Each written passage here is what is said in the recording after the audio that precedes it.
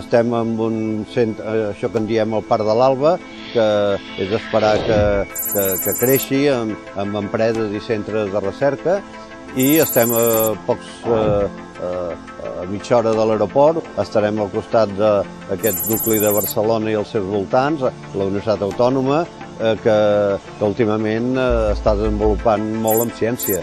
Catalunya i Espanya estan fent un esforç important en millora de la ciència i, per tant, jo penso que el sincrotró aquí a Cerdanyola, a 20 quilòmetres de Barcelona, és una aposta interessant.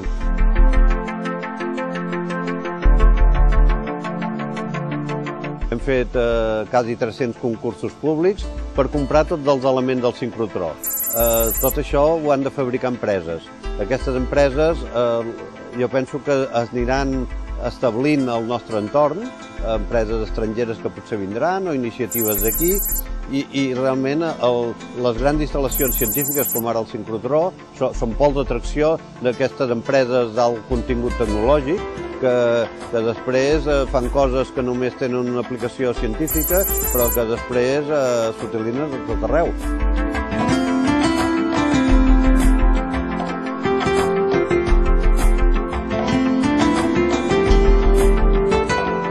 En termes científics sí que hi ha una certa reacció positiva del que s'ha estat fent aquests últims anys. Hi ha una sèrie de programes que capten talent, s'han creat una sèrie d'instituts de recerca que lentament van atraient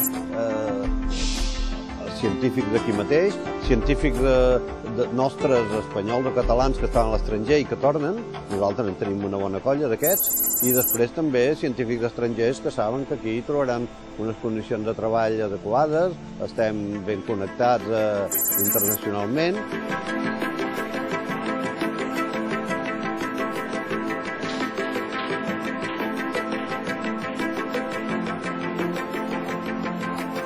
Jo penso que el que s'ha estat sembrant aquests últims anys i el potencial innovador i de recerca de Catalunya, això ens quedarà. La recerca i la innovació són coses que fa molts anys que uns quants en parlàvem, ara en parla tothom, i jo penso que una iniciativa com aquesta i altres que es puguin desenvolupar han de ser iniciatives molt importants per al desenvolupament econòmic de la zona.